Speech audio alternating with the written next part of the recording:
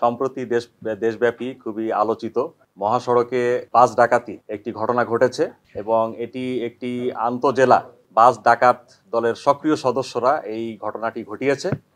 তো ঘটনাটি জানার পরপরই টাঙ্গাইল জেলার পুলিশ সুপার হিসাবে আমি এই ঘটনার প্রকৃত রহস্য উদ্ঘাটনে আমি আমার যারা দায়িত্বপ্রাপ্ত অফিসার এবং আমাদের যে গোয়েন্দা টিম আছে সেই গোয়েন্দা টিমকে নিয়ে আমি আমার কার্যক্রম শুরু করি এবং এই আন্তজেলার যে বিভিন্ন তথ্যগুলা থেকে এবং আমরা যে এই যাত্রী যে বাসটা আপনারা জানেন যে ইতোমধ্যে আপনারা শুনেছেন যে গাবতলীতে থাকা আমাদের যে বাসটি ছিল বাসটা ইউনিক রোড রয়্যালস এই বাসটাতে যাত্রী 30 থেকে 35 জন যাত্রী নিয়ে বাসটি গাবতলী থেকে রওনা হয় এবং পথিমধ্যে সাভার চন্দ্রা বিভিন্ন যাত্রী তোলা হয় এবং যাত্রী বেশে ডাকাত দলটি তাদের যাত্রী যারা ছিল এখানে তাদের কিছু লুণ্ঠন মোবাইল টাকা এবং অনেক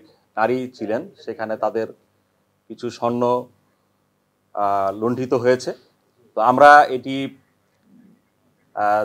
জানতে পেরেছি, জানার পরপরই আমাদের টিমটি বিভিন্ন জায়গায় কার্যক্রম শুরু করে এবং অপারেশন কার্যক্রমগুলো শুরু করে এবং আমরা এই অপারেশন কর্মকাণ্ডের ফলশ্রুতিতে টাঙ্গাইল জেলা পুলিশ ইতোমধ্যে এই মহাসড়ক বাস ডাকাতির 3 জন সক্রিয় সদস্য কালার এক্সপার্ট জর্জ স্যাপ এবং মাইল্ড অন হ্যান্ডস টেকনোলজি সমৃদ্ধ অরিক্স ক্রিস্টাল ওয়াশ আপনার মুহিত, সবুজ এবং শরীফুজ্জামানকে আমরা গ্রেপ্তার করতে সক্ষম হয়েছি এবং লুণ্ঠনকৃত 3টি মোবাইল এবং ব্যবহৃত একটি অস্ত্র এবং 29,370 টাকা আমরা উদ্ধার করতে সক্ষম হয়েছি এবং এই ঘটনায় তারা প্রাথমিকভাবে স্বীকার করেছে এবং এই ঘটনার সাথে আরও কয়েকজন তাদের সাথে ছিল। আমরা সেই বিষয়গুলো নিয়ে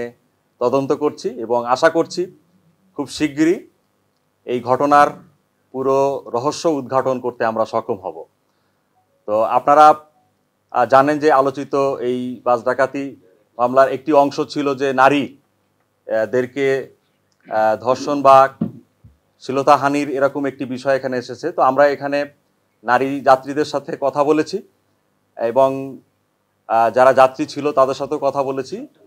তো আমরা প্রাথমিকভাবে সেই বিষয়গুলো পর্যবেক্ষণ করছি এবং এগুলো আমাদের আন্ডার ট্রায়ালে আছে, আন্ডার ইনভেস্টিগেশনের আওতায় আছে। আমরা সেই বিষয়গুলো নিয়েও কাজ করছি এবং পুরো ঘটনাটা নিয়ে আমরা পর্যবেক্ষণ করছি এবং বিষয়টি তদন্তাধীন আছে। আশা করি সকল বিষয়গুলোই আমরা খুব শীঘ্রই আপনাদেরকে আরও পরিষ্কার করতে সক্ষম হব ইনশাল্লাহ। জানালাম যে কিছু স্বর্ণ লুণ্ঠিত হয়েছে নারীদের কাছ থেকে, স্বর্ণ এবং রূপা।